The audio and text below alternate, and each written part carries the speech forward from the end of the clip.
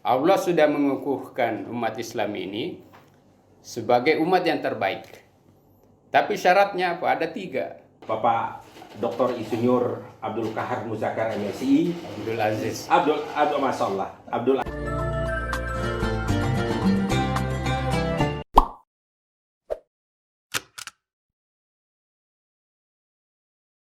Bismillahirrahmanirrahim. Assalamualaikum warahmatullahi wabarakatuh. Waalaikumsalam. Alhamdulillah, salatu wassalamu ala Rasulullah wa ala alihi washabihi ajma'in, amma ba'd.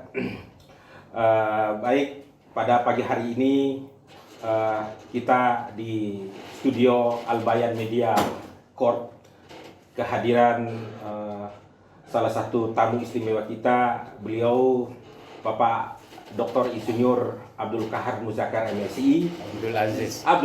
Masyaallah. Abdul Aziz Kahar Muzakkar MSI yang berkesempatan untuk kembali mengunjungi Makassar setelah kunjungan pertama, karena memang di periode di masa pandemi ini betul-betul beliau hanya bisa memantau perkembangan Sulawesi Selatan, Al Bayan khususnya dari Depok, Jakarta. Dan alhamdulillah pada kesempatan untuk seri podcast kita, beliau hadir dan berkesempatan untuk tampil perdana pada pagi hari ini. Pada pagi hari ini kita akan membincangkan serius tapi santai tentang Musyawarah Nasional kelima Hidayatullah yang akan berlangsung pada tanggal 29 sampai 31 Oktober secara virtual, dan kemudian akan disiarkan secara langsung dan diikuti oleh seluruh pengurus dan warga Hidayatullah di 36 titik, kalau tidak salah Ustaz ya, di 36 titik. Dan di Sulawesi Selatan titik kumpul untuk Munas virtual itu akan diselenggarakan di kampus utama Hidayatullah BTP Makassar, yang akan diselenggarakan oleh Dewan Pengurus Wilayah Sulawesi Selatan bersama Yayasan Al Bayan.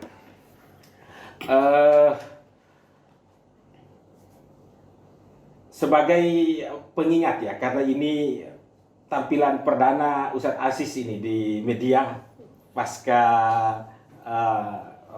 event Pilkada Sulawesi Selatan ya. Beliau saat ini sudah aktif full kembali ke pondok pesantren dan Hidayatullah sebagai salah satu anggota Dewan Pertimbangan Pimpinan Umum Hidayatullah, sekaligus betul-betul pada pekan-pekan ini beliau sibuk sebagai Badan Pekerja Musyawarah Nasional. Ya, pada pagi ini betul-betul beliau menyempatkan untuk bisa hadir di studio AMC.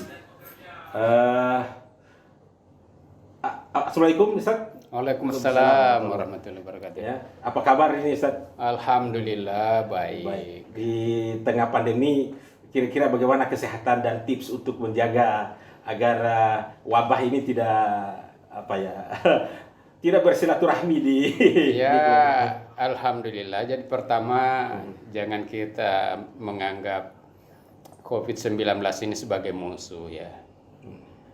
Dia juga makhluk Allah. Masya Allah. Jadi kita memang dia wabah, tapi jangan terlalu panik lah ya. Dan juga kan walaupun belum ada obat-obat resmi, vaksin, tapi kan ya cukup banyak lah yang bisa dipercaya berdasarkan pengalaman ya untuk preventif, seperti rempah-rempah ya, kunyit, macam-macam. Aktivitas hobi Ustaz, apa tidak terhambat, terkendala dengan PSBB dan lain-lain ini? Tidak. Hobi main futsalnya Ustaz?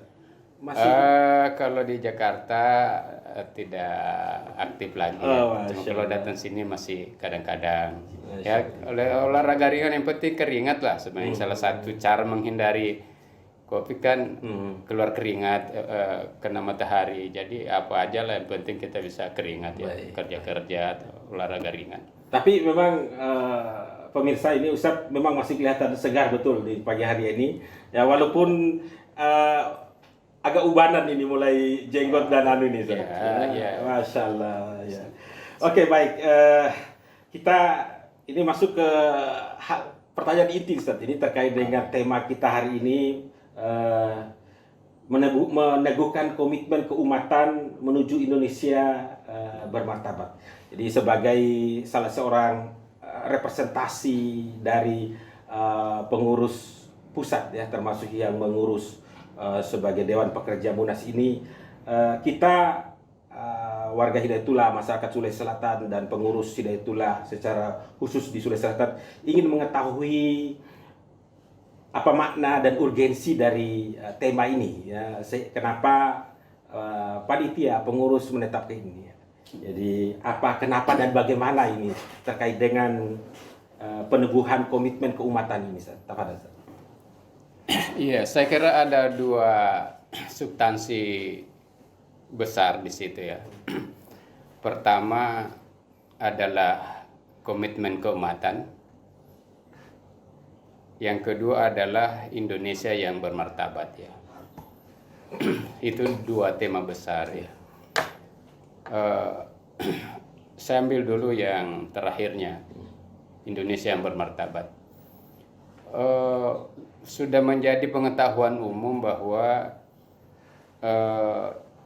Indonesia ini mengalami apa yang disebut krisis multidimensi. Ya, krisis dalam hampir semua aspek kehidupan ya. Jadi krisis politik ya, kita tidak usah jelaskan bagaimana carut marutnya urusan politik kita. Krisis ekonomi, krisis sosial ya, krisis dalam berbangsa, bernegara. Nah, tapi mungkin kalau kita mau simpulkan dari krisis, semua krisis itu adalah krisis moral atau krisis akhlak ya. Artinya martabat kita sebagai bangsa itu rendah. Nah, jadi ini yang harus menjadi perhatian kita yang sangat besar. Bagaimana krisis moral ya, krisis akhlak yang merupakan asal dari semua krisis itu. Krisis ekonomi misalnya, tidak pantas sebenarnya Indonesia ini kena krisis walaupun di era Covid sekarang ini, tidak pantas. Kalau saja bangsa ini, negara ini benar-benar dikelola dengan baik, karena ini negara yang sangat kaya raya sumber daya alamnya. Nah, tapi kenapa itu terjadi ya karena berasal dari krisis moral atau krisis akhlak. Nah, korupsi Ustaz. Oh ya, itulah sudah semualah. Jadi, jadi itu yang sangat penting dalam konteks kebangsaan kita. Nah, terus kenapa kita mengatakan perlunya komitmen keumatan? Nah, ini karena Hidayatullah adalah sebuah ormas. Ya, Hidayatullah sebagai sebuah ormas yang alhamdulillah ya sekarang ini Hidayatullah sudah berada di semua provinsi, 34 provinsi, lebih dari 300 kabupaten dan lebih dari 500 pesantren se-Indonesia. Nah, kita sebagai santri ya, orang Hidayatullah, kader-kader Hidayatullah sebagai santri ataukah juga sebagai suatu ormas, ini jangan hanya sibuk dengan urusan-urusan internal. Memang mainstream Hidayatullah itu adalah pendidikan dan dakwah ya. Ini core bisnis kita ya. Jadi urusan utama di Hidayatullah ini adalah urusan pendidikan ya, urusan dakwah. Nah, tapi sebagaimana tuntutan ajaran Islam, semestinya kader-kader Hidayatullah ini tidak hanya sibuk ke dalam. Ya, ada panggilan keumatan. Itu adalah spirit yang sangat besar dari Al-Quran ya. Saya ingin mengutip dua ayat. Ya, pertama kuntum khaira ummah, ya. Ukhrijat linnas ta'muruna bil ma'ruf wa tanhauna 'anil munkar. Kalian adalah umat yang terbaik. Jadi Allah sudah mengukuhkan umat Islam ini sebagai umat yang terbaik. Tapi syaratnya apa? Ada 3. Ya, pertama adalah ta'muruna bil ma'ruf. Kalian melakukan amar ma'ruf. Ya, ke tengah-tengah masyarakat. Yang kedua adalah ya, wa tanhauna 'anil munkar, ya. Kalian melakukan ya, pencegahan, ya, atau upaya untuk mengatasi kemungkaran-kemungkaran yang ada di tengah masyarakat. Nah, yang ketiga adalah tu'minuna billah, kalian beriman. Sangat menarik ayat ini karena malah beriman itu disebut di belakang malah, ya. Yang lebih ditonjolkan adalah bagaimana kita tampil memberikan amar ma'ruf dan nahi munkar. Nah, jadi persyaratan kita menjadi umat yang terbaik adalah ketika kita tampil di tengah masyarakat. Ya, kita hanya bisa menjadi umat yang terbaik ketika kita hadir di tengah-tengah masyarakat, melakukan amar ma'ruf nahi munkar. Tentu basisnya adalah iman. Nah, ini ayat pertama yang menjadi spirit yang sangat penting. Yang kedua juga pada ayat lain, wa kadzalika ja'alnakum ummatan wasata, ya, litakunu syuhada'a 'alan nas wa yakuna rasulun syahidan 'alaikum, ya, wa takunu syuhada'a 'alan nas liyakuna rasulun syahidan 'alaikum. Nah, jadi kita dikukuhkan sebagai umat yang wasatan. Umat wasatan itu artinya umat pertengahan, umat yang adil. Ini sudah diserap dalam bahasa Indonesia, ya, wasit. Ya, wasit itu harus berada di tengah-tengah. Dia harus adil. Tidak boleh orang berfungsi sebagai wasit tapi sekaligus pemain. Nah, ini biasa yang repot ini kalau misalnya ada, ya, kalau dalam konteks bernegara biasa misalnya jaksa agung, kepolisian. Kita ambil jaksa agung misalnya dia orang partai. Nah, itu repot kalau gitu. Kan biasa jaksa agung penegak hukum tapi basisnya partai, itu repot, tidak bisa adil kayak seperti itu. Nah, jadi ya, kita harus tampil, ya, di tengah-tengah menegakkan keadilan. Nah, kemudian, ya, kita litakunu syuhada 'alan nas, ya. Kita hadir menjadi saksi dari kehidupan manusia.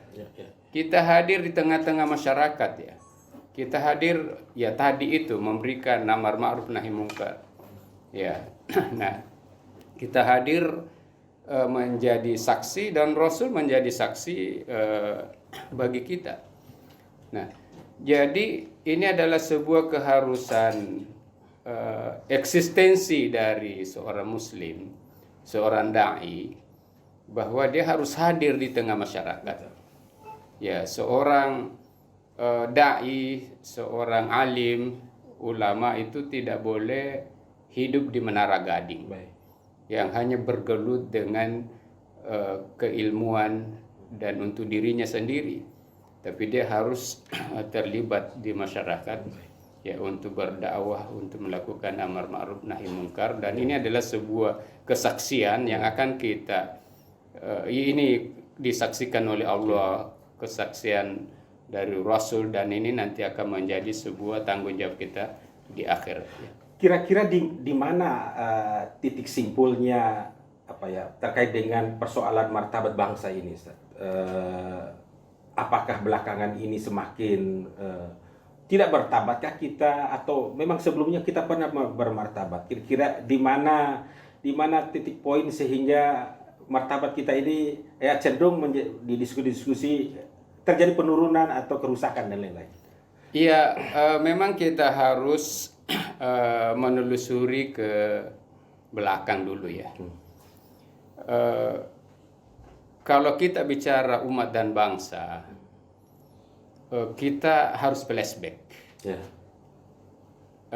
Kita harus menjelaskan bahwa negara Indonesia ini berdiri atas jasa besar dari para ulama dan para pejuang Islam. Itu harus didudukkan dulu, karena itu memang fakta sejarah. Ya, pergerakan yang berskala nasional, berskala nasional Indonesia, yang pertama itu adalah dari umat Islam, dari ormas Islam, ya, syarikat Islam.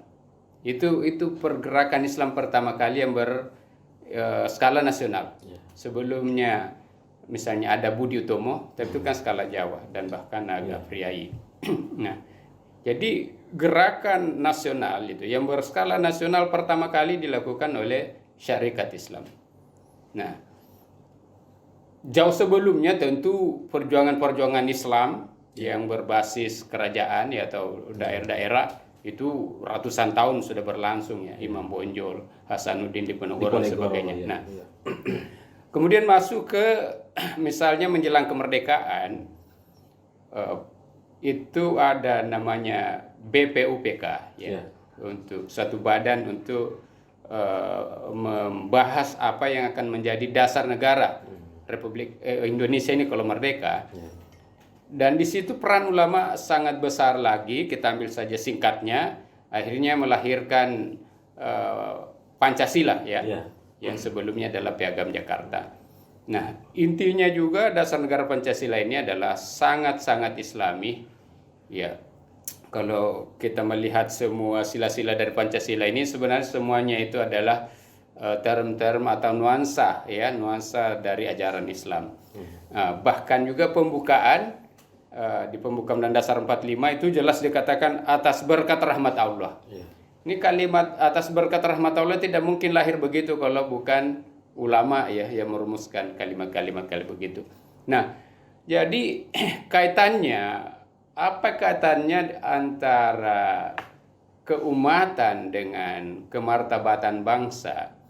Ya, ini yang pertama-tama kita harus dudukkan bahwa kita itu berutang budi kepada para founding fathers, ya, para pendiri bangsa ini, ya, yang telah meletakkan dasar ya negara